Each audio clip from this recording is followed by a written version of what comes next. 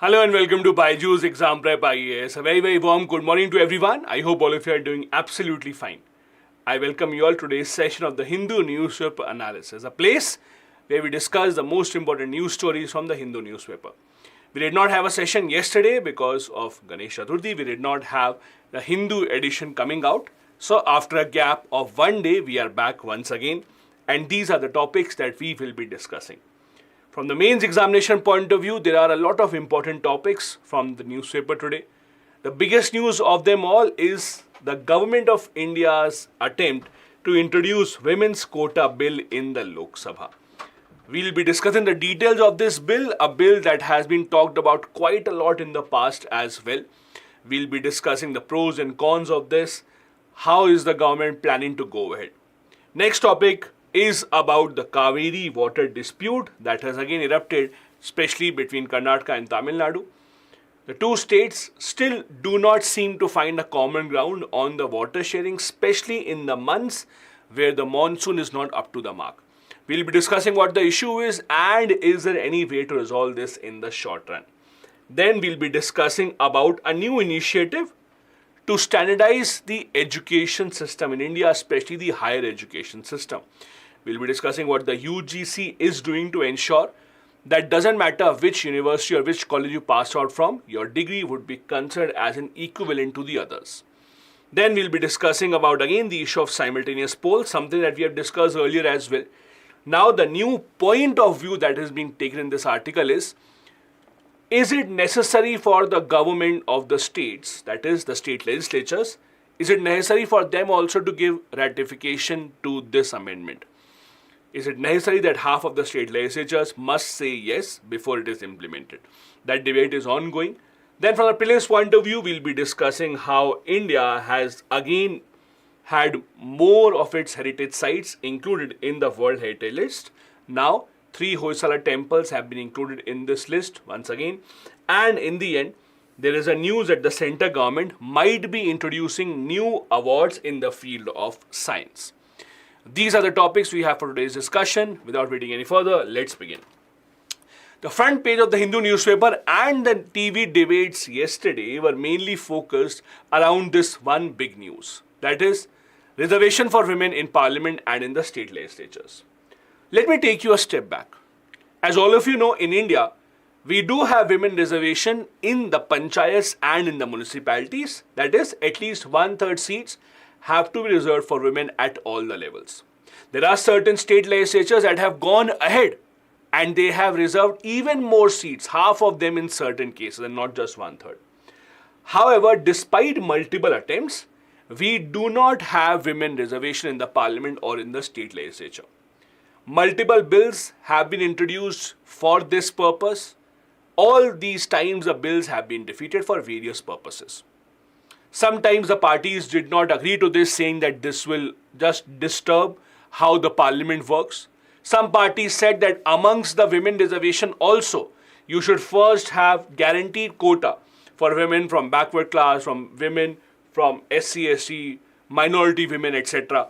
Because of all these reasons, the bill has just not seen the light of the day. Now the government is again making an attempt to introduce an amendment in the constitution. For this purpose, 128th amendment bill has been introduced.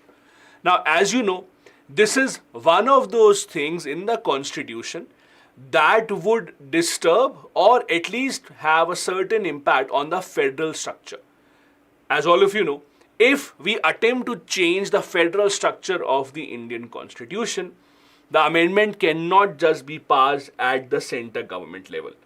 Apart from the parliament, we need to have at least half of the state legislatures also that would have to support this and ratify this. The bill, as you know, is named as a Nari Shakti Vandan Adhiniyam.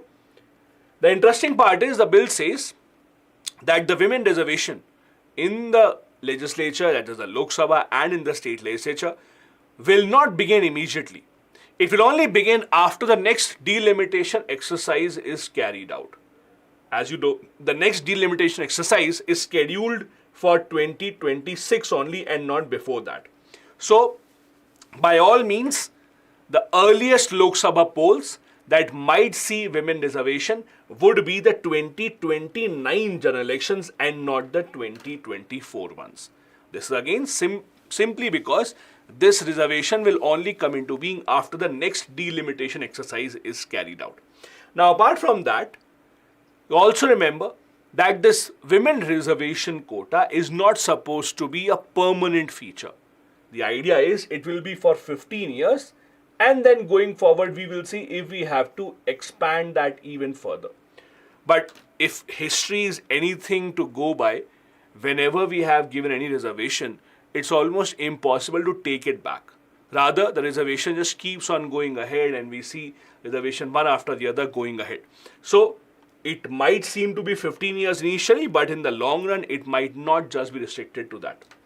Within the women quota this time, we have 1/3 of the seats reserved for women belonging to scheduled castes and scheduled tribes. Also, there is no quota specifically for women belonging to other backward classes. This is also a cause of concern and many opposition parties have raised this issue. It is also worth noting that the need to have this kind of a bill is mainly because of the lack of women representation in our parliament. Right now, the current Lok Sabha has 15% strength as women. This also is the highest number ever. Even by reaching the 15% mark, many people thought of this as a big achievement. But this also is way below the ideal level. If you look at the state legislatures, women only make about 10% of average members. The question to this is, why is it that women representation is so low? Is it because of the political parties or is it because of the common people like you and me who go to vote? The blame has to be given to both. First, obviously, if the political parties don't give enough tickets to women candidates, we will not have enough women in the parliament. On the other hand, ask this question to the voters also. How many women candidates have they voted for? How many women candidates have you supported? On the basis of that only you will get to know the answer. Why is it that we do not have enough women candidates? If you look at the present composition of the parliament, as you can see, Lok Sabha has about 14.94% of women, while Rajya Sabha has about 14.05%. And again, this is also the highest level ever. We have never had these many women in the Lok Sabha earlier. So there are positive signs, but again, if you don't give it a push, you will not reach the desired level. The situation in the state assemblies is dismal to say the least. There are so many states that have 5% or less than 5% representation of women. Look at these. Jammu Kashmir, Nagaland, Puducherry, Karnataka, Assam, Arunachal Pradesh, Meghalaya, Telangana, Tamil Nadu. All of these are 5% or less than 5%. Even the best performing states, Tripura, would go up till 15% only. So this bill would introduce a big change in how the elections are fought, both at the national and at the state level. Now let's look at some of the arguments given by people, either against this law or in favor of the law. Let's first talk about the arguments against the law. First big argument is that women are not a homogeneous community, meaning that even amongst the women, you cannot say that each and every woman has to be held by the state to ensure representation. Even amongst the women, we do not have a situation where all the women belong to a same kind of a class or same kind of a background. For example, even amongst women, some women belonging to certain caste or certain minority would be much more in need of representation rather than the other one. So how do you make sure that people who deserve this spot are the ones who get this? There's also an argument that it is opposed by some who say that this violates the constitution's guarantee of equality. Because again, if you reserve certain seats, you are taking away rights of the others who would like to contest on these seats. There is one more argument given. Many people say, because we do not have enough women representation in the parliament, that means most of our laws are not women-centric. Most of the policies that the women require or that are beneficial for women are not passed in the parliament just because we do not have enough women in the parliament. For example, many people say that in India, we have still not given recognition to marital rape. The reason being that maybe we don't have enough women. If we have more women in the parliament, maybe more women-related, women-centric laws will be passed. However, there's a counter-argument to this. The counter-argument is, we have the anti-defection law in place. Meaning that even if we have an entire house only comprising of women members, they will not be voting from their own conscience. Even if we have an entire house made up of the women members of parliament, they will still be following the line given by the party. So if their party says vote yes for a certain law, they will have to vote yes. If the party says vote against the law, they'll have to vote against the law. Doesn't matter which gender do they belong to, as long as their party line is as per the anti-defection law. This is where maybe getting women reservation in order to make sure women specific laws are passed will not be such a great idea. Then there are arguments in favor of the bill. Biggest argument, affirmative action. Affirmative action in simple terms is a policy followed around the world by various governments. Affirmative action means it is the responsibility of the chosen government to make policies in favor of that section of the society which has been discriminated against in the past. This is the policy under which we have reservation for scheduled castes, scheduled tribes, other backward classes, and women should also be a part of it. Then, we can't deny the fact that women are highly underrepresented in the parliament. And then the last one, as I said, maybe, just maybe, having more women in the parliament will lead to more women-centric laws. But as long as the anti-defection law is in place, we should not see that happening very immediately. One other thing that we have to remember, this is not the first time that an effort has been made to introduce this law.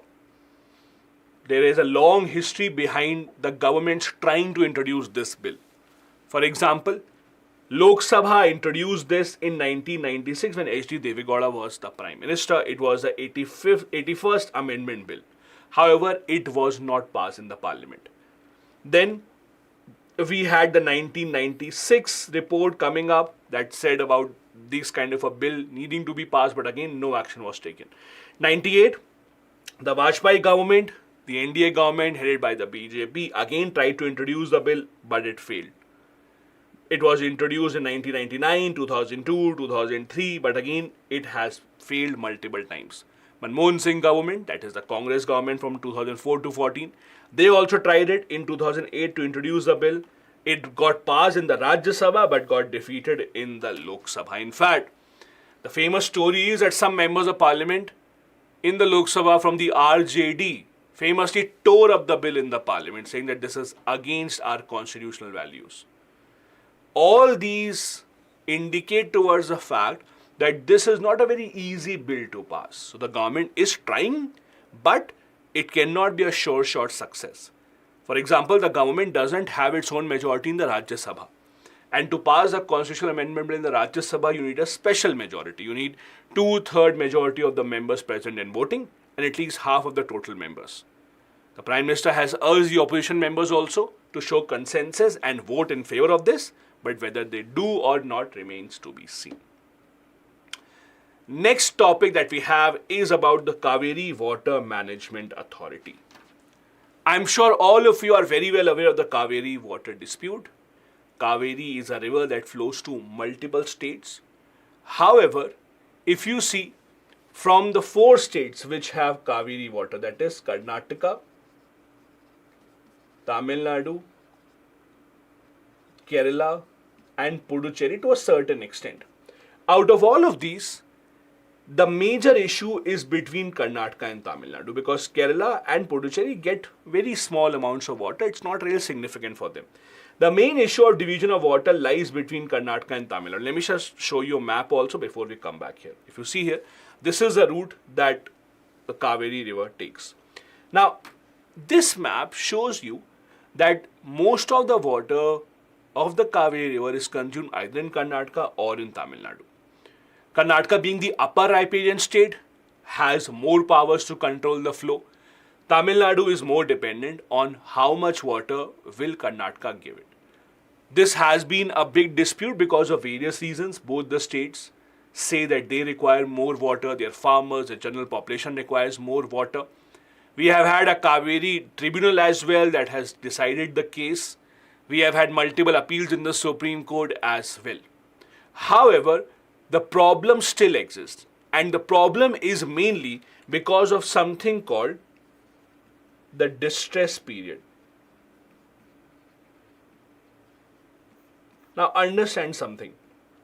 Whenever we have any water sharing dispute, be it between different states or be it between multiple countries. For example, let's say if we have a water sharing dispute between India and Bangladesh, usually the two sides do not really care a lot about those periods when there is enough monsoon. When there is enough monsoon, you do not really have a problem with the supply of water. The problem starts in a period when the rainfall is inadequate. That is called as distress period. Now the problem is, in the distress period, how would you now make sure that the water quota provided to both the states is met? This is in short what is happening right now. So Karnataka, for example, is saying that if you look at the monsoon this year around, there has been a large rain deficit, especially in the state of Karnataka in many districts. So right now, most of our reservoirs are empty. We don't have enough water and we cannot give you the water that was promised.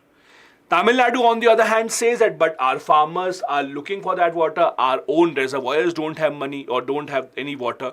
So Tamil Nadu has now gone to the Supreme Court, asking the Supreme Court to make sure that Karnataka releases the water that has been promised. Karnataka is saying that no, we cannot release this much water because of monsoon not being adequate enough. This is the gist of the entire matter. Now, there is an authority that has been made in order to make sure that this sharing of water becomes easier. For example, that authority is called CWMA, that is Cauvery Water Management Authority. Now, this authority has been it has representatives from both the sides, Karnataka and Tamil Nadu, and it is responsible for making sure that the division of water is fair. Let's look at the argument from both the sides. The argument that Tamil Nadu gives is that if you are calculating how much water Karnataka has or how much water deficit is Karnataka facing, let's take an average of the last 30 years, its rainfall pattern, and then we will see how much water deficit are you facing. Also, as per Tamil Nadu, they will only see water in the catchment area of certain parts of the state. For example, catchment area of Kabini, catchment area of Biligundlu, and also catchment area downstream of Biligundlu. Tamil Nadu says we are not concerned with how much rain has fallen in other parts of Karnataka. As long as there has been enough rain in these three areas where you have most of your reservoirs, you should give us the water. Karnataka, on the other hand, says that we will consider it as a deficit by maintaining the overall level in the entire state of Karnataka. They are saying that even if we might have had enough rain in these three places that you're talking about, the other parts of the state are still facing a lack of monsoon rainfall, and that is why we cannot give you this much water. As per Karnataka, they are saying that the distress situation cannot be calculated till the end of Jan. So they are saying that right now, please don't force us to calculate how much water deficit do we have. Let the season be complete. Let Jan end. Only after the end of January, we will be able to calculate how much water deficit we have had, and then we will decide how much water to be given. Tamil Nadu, on the other hand, obviously says that we cannot wait for this long. We have to make sure that our farmers get enough water. Tamil Nadu is saying that whatever is due this year, you have to give it to us right away, and they are waiting for Supreme Court's intervention to get its quota of water. Now, the Cauvery Water Management Authority was supposed to work on these kind of issues only. When they were formed in 2018, they were supposed to work on these kind of issues. They were supposed to ensure that when the two sides do not see eye to eye on the sharing of water, especially in the lean season, this is where you have to make sure that a common consensus is built. But apparently they have not been able to do that. In fact, the Karnataka government is raising this issue at the center government also. They are asking the center government to intervene because at the end of the day, having water is a basic essentiality. Now, I'll tell you one more very interesting thing here. In Indian polity, you would have read that the Interstate Water Tribunal, when they are formed to decide on water sharing disputes, when they give their report, it cannot be challenged anywhere. It cannot be challenged even in the Supreme Court. But even then, you do see people time and time again going to the Supreme Court to raise this issue. Look at the Cauvery Water Tribunal itself. In the Cauvery Water Tribunal also, the tribunal gave the decision, but even then we saw multiple appeals in the Supreme Court. How is that possible? There are two big loopholes that you need to understand. First, the appeal is usually made for implementation. Like after the Cauvery Water Tribunal gave the decision, the Chief Minister of Tamil Nadu, late Jayalalitha, she went to the Supreme Court saying that Karnataka is not implementing the award of the tribunal. So, first you go to Supreme Court for implementing it. Then there is one more loophole. The other loophole is people go to Supreme Court alleging that it is a violation of Article 21. That is, it is a violation of their right to life. So farmers, for example, will say, I am not getting enough water to ensure that I have a proper livelihood. It's a violation of my right to life. It is the Supreme Court's responsibility to ensure that my fundamental rights are not violated. And this is how I am approaching the Supreme Court. So even though on paper you would see that the tribunal awards cannot be challenged in the court, but even then people go to the court under these two arguments. First, for not getting the proper implementation, and second, alleging that it is against their right to life. Now, as I said, the main crux of the matter, why is it in the news, is that Tamil Nadu has appealed in the Supreme Court. The idea is very simple. Now that we are facing a lean monsoon season, how much water has to be given from Karnataka to Tamil Nadu? That is the question. Karnataka has refused to abide by the agreed upon formula. Tamil Nadu is saying we need to have 10,000 cusecs of water for 15-day duration. But again, Karnataka is saying that we do not have enough water in our own reservoirs. They say we have a 44% rainfall deficit in the Kodagu region from June to August. They are saying that we cannot have this formula because of the amount of monsoon deficit that we have faced so far. As per the award given by the tribunal, in a normal year, this is how the water is distributed. In a normal year, Karnataka has to release 177.25 thousand million cubic feet of water from June to May to Tamil Nadu. Again, this quota changes depending upon the season. When there is a monsoon season, when the state itself will get natural rainfall, the quota is reduced. Otherwise, the quota is increased. This is how usually water sharing agreements are. Doesn't matter between the states, even between the countries. When India signs a water sharing agreement with Bangladesh, a similar kind of arrangement will be made. That in the monsoon season, when you have your own rainfall, you would not require so much water. Other times, the amount of water given to you would be increased. Then we come to the third article of the day. The third article of the day is based on the newly introduced NHEQF. This stands for National Higher Education Qualifications Framework. Now, what exactly is this idea? Basically, this has been released by the UGC. The idea is to ensure there is a specific level in which you can compare higher education degrees.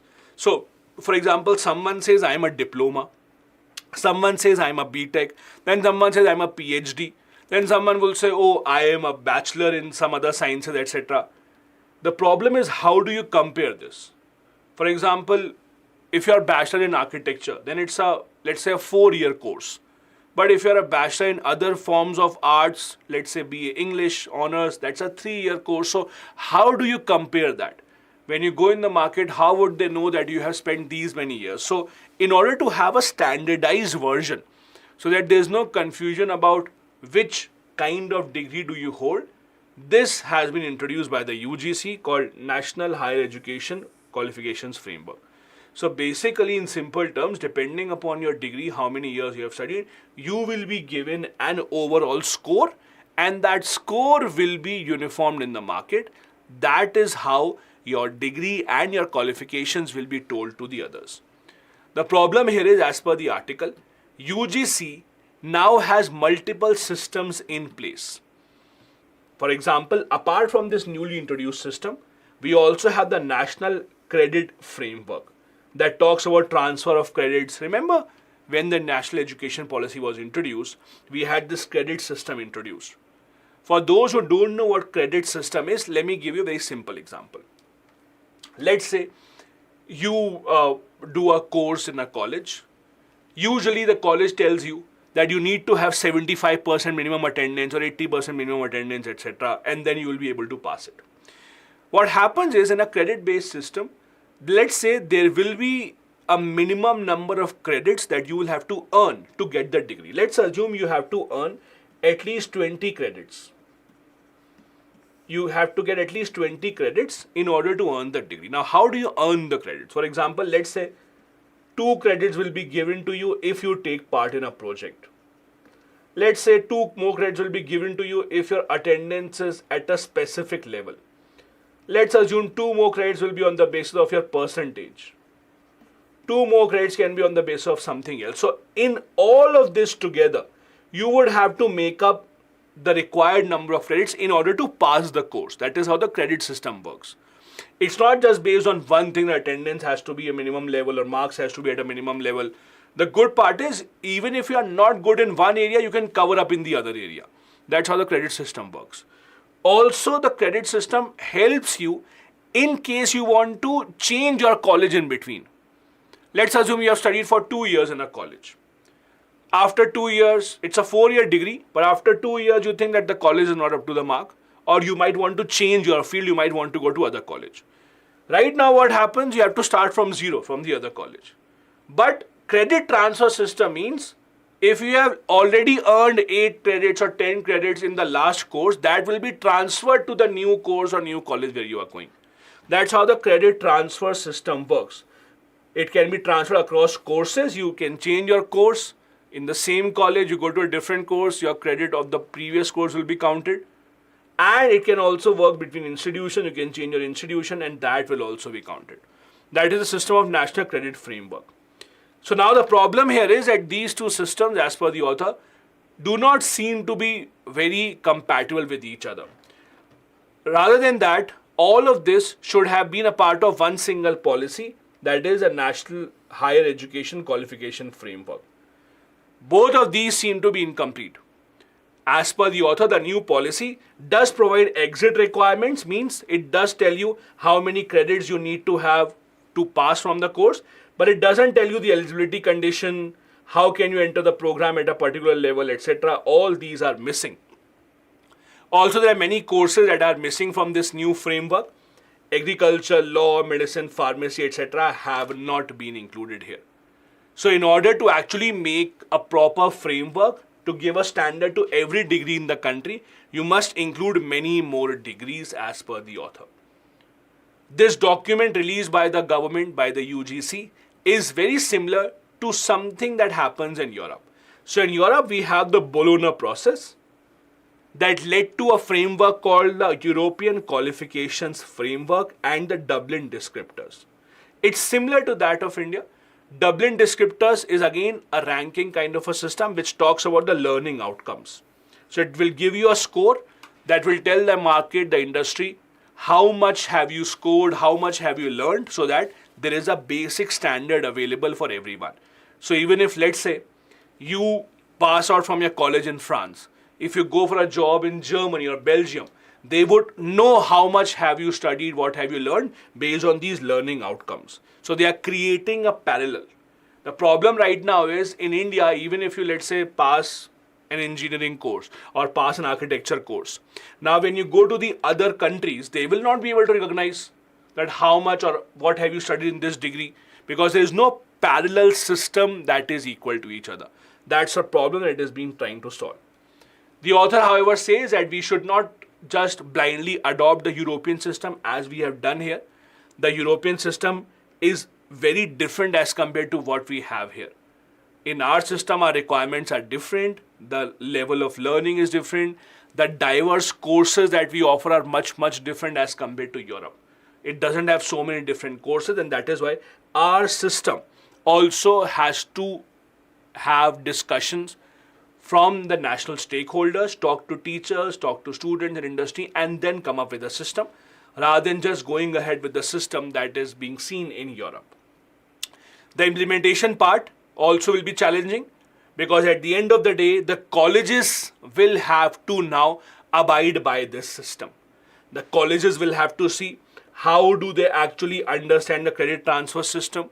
The colleges will have to see how is it that if a student wants to drop out after 1 year or 2 years of the course, what would the student do? Would he or she be admitted to the other course or not? At what level would they be admitted, etc. This is a challenge and all the institutions will have to be trained accordingly.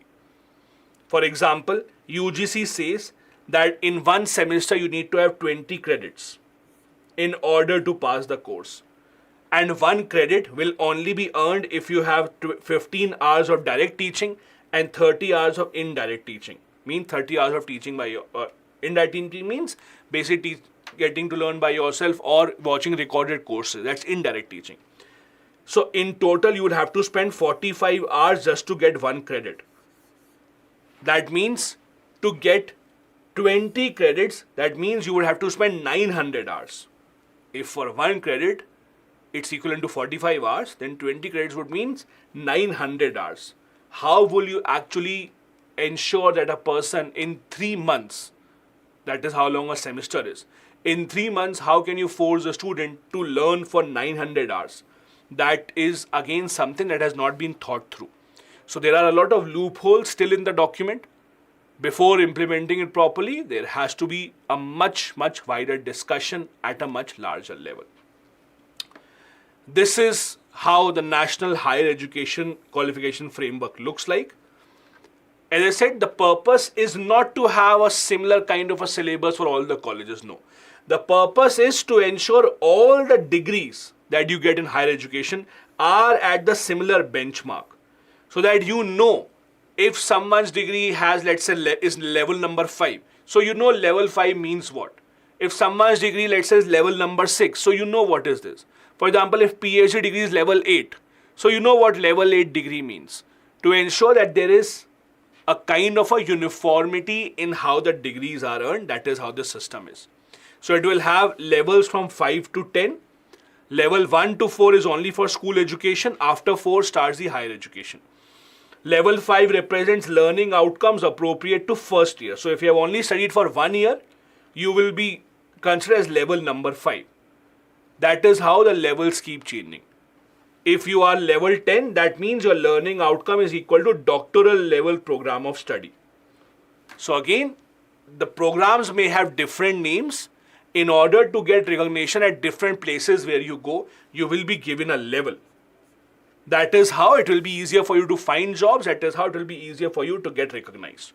This is the entire idea. It is not about having similar syllabus. It is not about changing anything in how the education system works. It's just about bringing a uniformity at the level where you pass out and you display your degree anywhere else. The next article is about something that we have discussed multiple times here itself, simultaneous polls.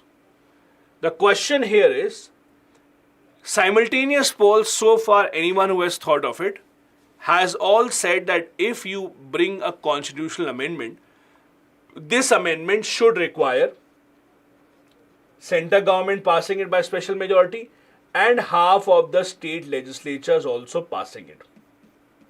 But something recently happened that raised questions here. What happened recently?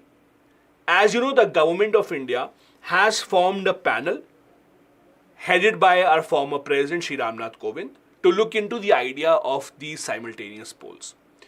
This panel was given certain terms of reference. Terms of reference basically means when you make a committee or commission for a purpose, they are given certain agenda that these are the 10 points that you have to discuss. These are the 10 points that you have to focus on. So this panel was given 7 pointers or 7 terms of reference to discuss. One of these pointers was this: recommend if the constitutional amendments required to facilitate simultaneous elections would require ratification by the states, meaning that center government is discussing a question that whether can we do this even without the states ratifying it.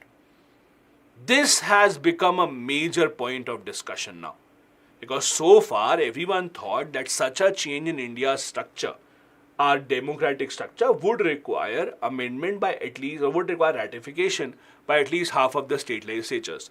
Over here again the question is, the government of India is considering whether we can bypass the states.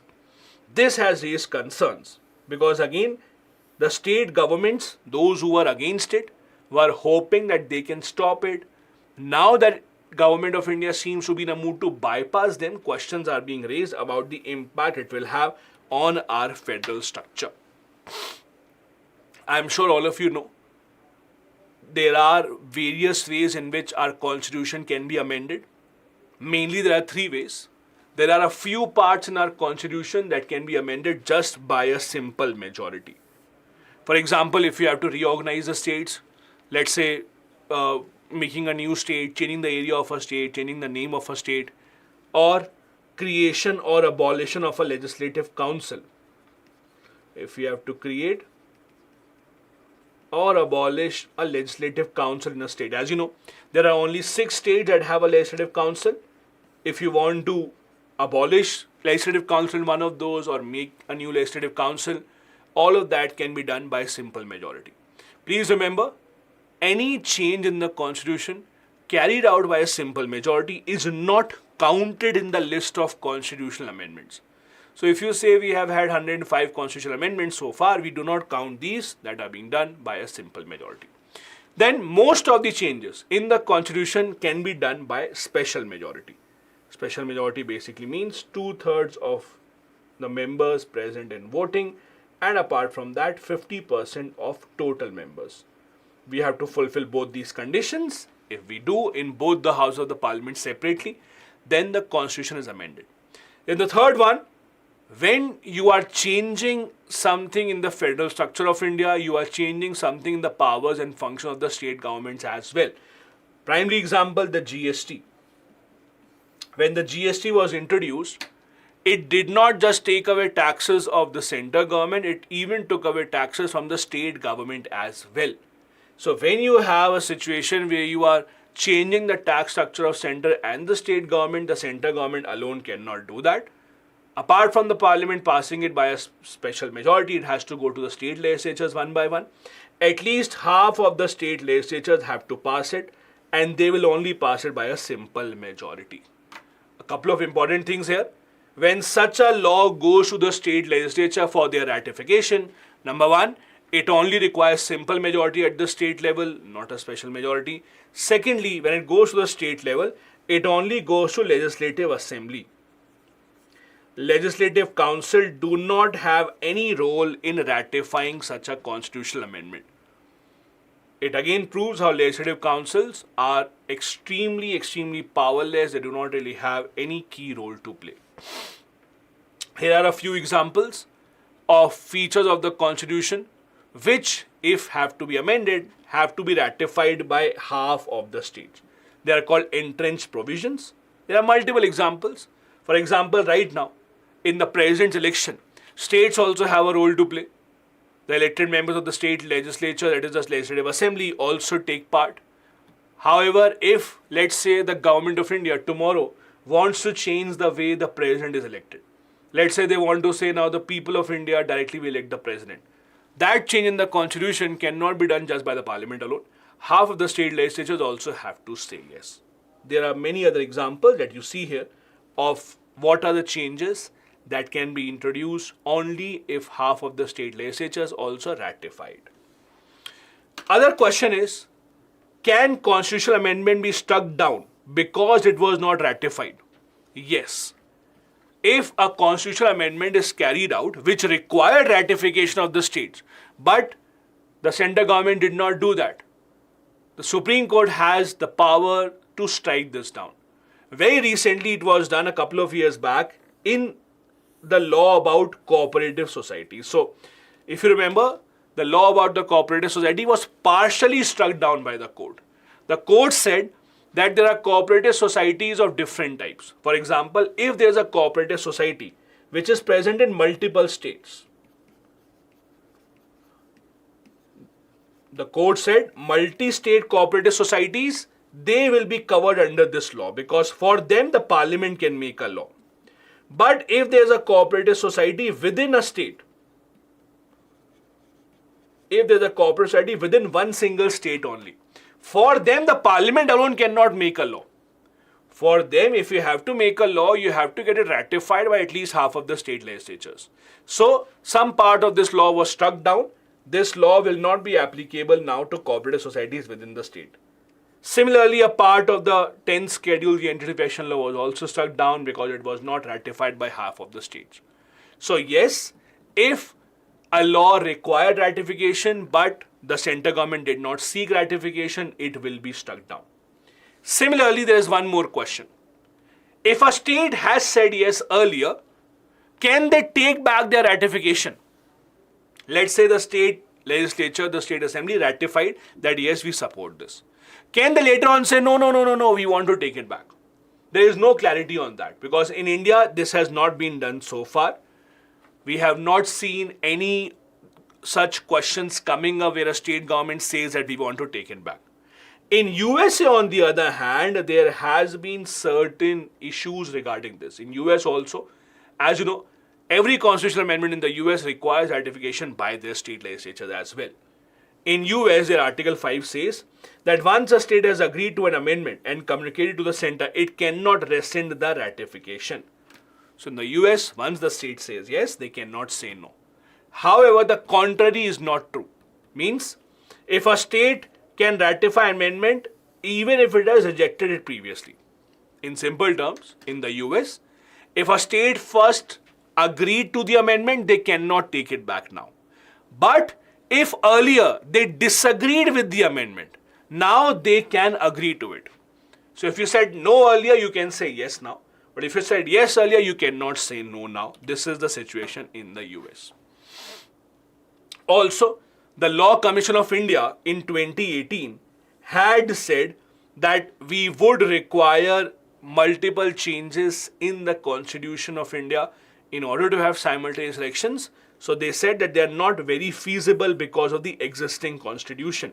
And you would require multiple changes, including in the RPA, that is the Rules of, that is the Representation of People Act, 1951. And we would also require changes in the Rules of Procedure of the Lok Sabha. Whether or not it does happen, it's a long rope, it remains to be seen. It cannot happen immediately. As you can see here, there are multiple points of view given. Because this has become such an important topic, I would suggest you to note down points of view of different committees, what the Law Commission has said, what the Niti Aayog has said, and what the Standing Committee has said. Niti Aayog, for example, has said that having elections in the manner that we have right now is extremely expensive. We should have elections in 2 different cycles. Half of the state should have election right now, then after 2.5 years, half of the state then should have elections. So there are different methods suggested by different parties here.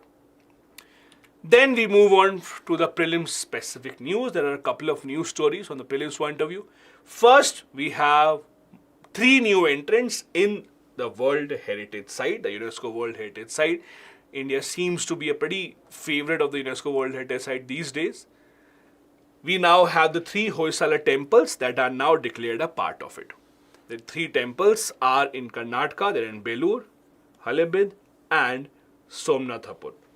These temples are unique for their own kind of architecture. They have been on the tentative list of UNESCO for a long time, about 9 years, and now they have been officially included in this list. These are the Chenakeshwar temple at Belur, Hoysalavesh temple at Halebid, and also then we have the Keshwar temple at Somnathapur in Mysore district. We had discussed the process of how the UNESCO World Heritage List finalizes these sites. We have discussed about this earlier when we discussed about Shanti Niketan, if you remember, just a couple of days back. It is a process that usually starts at the country level. The nation, the government usually proposes the name and then has to lobby in order to convince the UNESCO World Heritage Site that yes, it deserves an inclusion. All of these temples are taken care of by the Archaeological Survey of India. As I said, they're extremely famous for their specific design, which is not really considered as the Dravidian style of architecture or the Nagara style of architecture. It's somewhere in between. It's a culmination of both. Also, these temples are extremely old. For example, Chanakeshav temple took about 103 years to be built, while Hoysaleshwar temple built in 1121. On the other hand, the Keshwar temple that we are talking about was built in 1268. Here are a few details about the architecture style of the Hoysala architecture. It evolved from 11th to the 14th century in southern Karnataka. It's considered a hybrid form of architecture or Visara because it's neither here in the Dravidian category or not there in the Nagara category. There are some very interesting features. For example, they have a strong influence of Bhumij mode that is used in central India. Also, they have taken key features from different forms of temple architecture. Hoysala temples usually have a simple inner chamber and a pillared hall and have multiple shrines that are around the central hall itself. Then the last news is that the Government of India is planning to introduce multiple new science awards similar to the Padma awards that we see in India. This news has not officially come out, but the Hindu says that a source has confirmed to us that these news will be coming out. The Government of India will introduce Rashtriya Vigyan Puraskar, about 56 prizes which are given or which to be given to the scientists, technologists and innovators. Basically, there will be three categories. First, it will be Vigyan Ratna. Not three categories, there are multiple categories. First, Vigyan Ratna. Second, Vigyan Shri. Then, Vigyan Yuva Shanti Swarup Bhatnagar. And in the end, we have Vigyan Team Awards. So, there are different categories similar to the Padma Awards, which have different categories, the Padma Shri, Padma Bhushan, Vibhushan and the Bharat Ratna. Similarly, these categories have been formed. They will be given annually to people giving immense contribution in the field of physics, chemistry, biological sciences, mathematics, computer science, etc. As you know, CSIR already gives the Shanti Swarup Bhatnagar Award.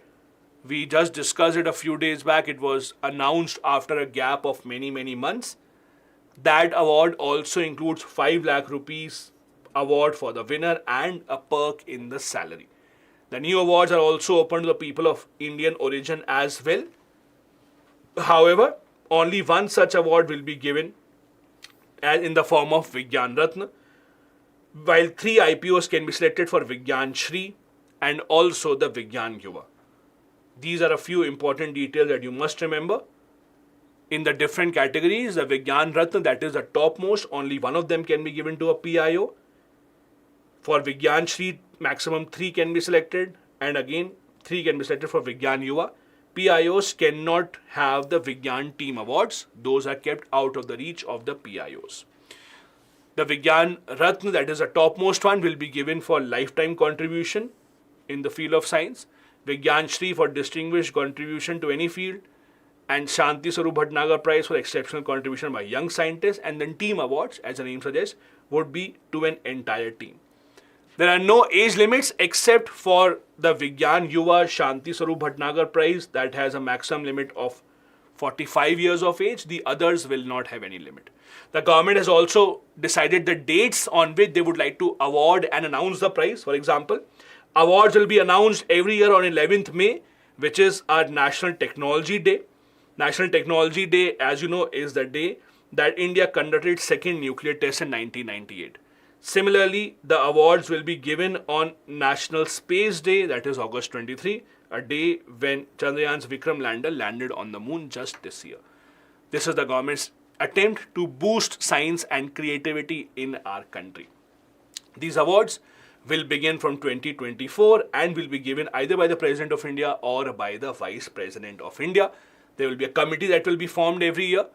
Committee that will comprise of secretaries of 6 science-related ministries, up to 4 presidents of science and engineering academics, and 6 other scientists from different fields. So it will not be the government deciding it. These people, distinguished people in the committee, will be deciding who will be the winner, and the president or the vice president will award these people. This brings us to the end of today's discussion. Here are a couple of practice questions from the mains examination point of view right here for you. Do a couple of things right after this ends. First, go over to our Telegram channel, attend the quiz based on the topics that we have just discussed. Secondly, use the answer writing portal to make sure that you try and answer these questions, see each other's answers, and give feedback to each other, learn from that. Thank you so much. We'll see you tomorrow at 10 a.m. for the next session of the Hindu Newspaper Analysis. Have a good day ahead. Bye-bye. Jai Hind.